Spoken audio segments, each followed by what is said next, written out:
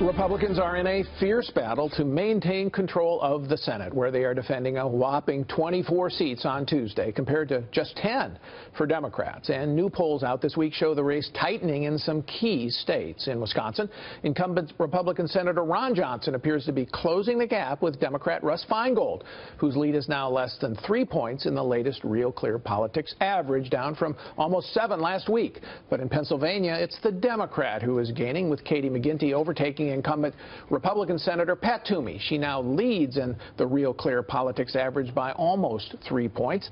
That race was tied just 1 week ago. So a couple of weeks ago, Dan, the Republican Senate looked like it was lost. Now there's people that I know, pollsters, people saying they could sneak through with a majority with 51. Yeah. What's happened? Well, the Senate is going to be Tuesday night's undercard, and it is going to be exciting. It's going to be so much fun to watch it because, look, the almighty polls have been flipping from one end to the other in a lot of these races. And some weeks, Kelly Ayotte is down by 4. A week later, she's up over Maggie Hassan by 4. What accounts for Ayotte's rally?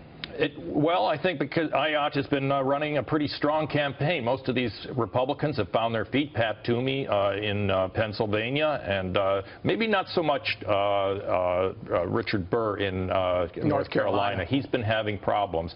But most of these races, I think, have tightened because people are beginning to figure out or decide, do they want, if Hillary Clinton looks like she's winning, do they want divided government? Do they want to give control of the Senate to Republicans? Here's what's happened in Wisconsin. Ron Johnson threw out his Beltway advisors and consultants, got some local Wisconsin people.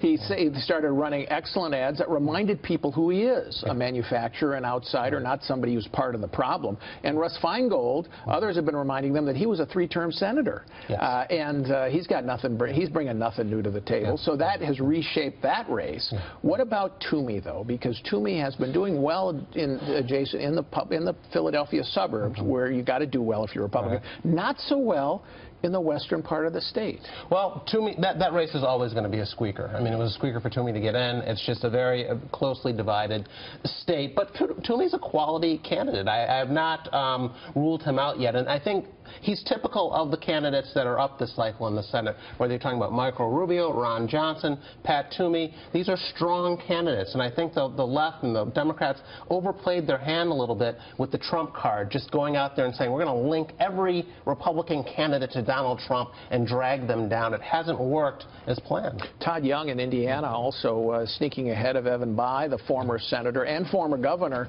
Right. The Democrats bet that he could come in, big pile of money, famous name, but he also has a record that Republicans have exploited. Yeah, I think they were hoping voters had forgotten about the Obamacare votes. You look at premium increases everywhere, people have not forgotten. And it seems like a bad time to run as sort of Mr. Washington insider, which is really who Evan Bayh is. But again, versus a couple of months ago, tough map.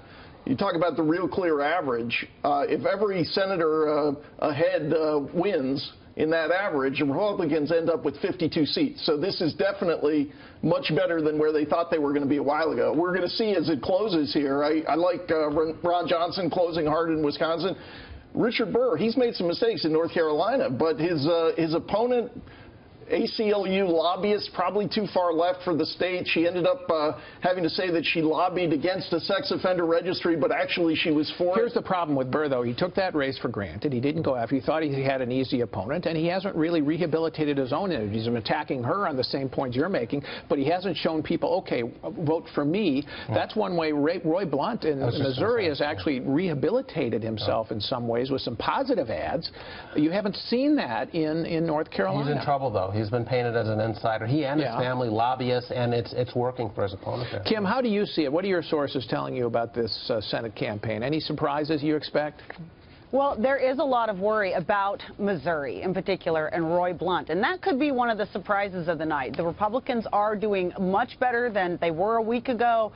People are feeling a lot more confident, but you could end up having one of these topsy-turvy moments where a guy like Roy Blunt loses, because in this case, he's also up against a very dynamic, younger generation, millennial, former veteran who defies a lot of the stereotypes Democratic candidates, and that is going to be a tough race. And what about Florida, Kim? Do you think Marco Rubio is going to pull it out? He was leading for quite a while, pretty comfortably, and then it got close, and then they came in with a bunch of ads against Patrick Murphy, the congressman. Yeah, I mean, Patrick Murphy, not a great candidate. Marco Rubio was leading. Look, I think Rubio has sort of been hurt a little bit by Hillary Clinton's massive investment in Florida and her organizational ground game, which has bled off and helped Murphy some. Now that the Republicans are putting their eye back on the ball, he seems to be getting his footing again. Came out of a couple of really good debates, too, where he ran circles around his competitor. Upset pick, Dan? Ron Johnson in Wisconsin. Richard Burr, North Carolina. Toomey wins Pennsylvania. Kim, who's your upset pick? Joe Heck out in Nevada. Okay, and I'm going with Ron Johnson. All right, in Wisconsin.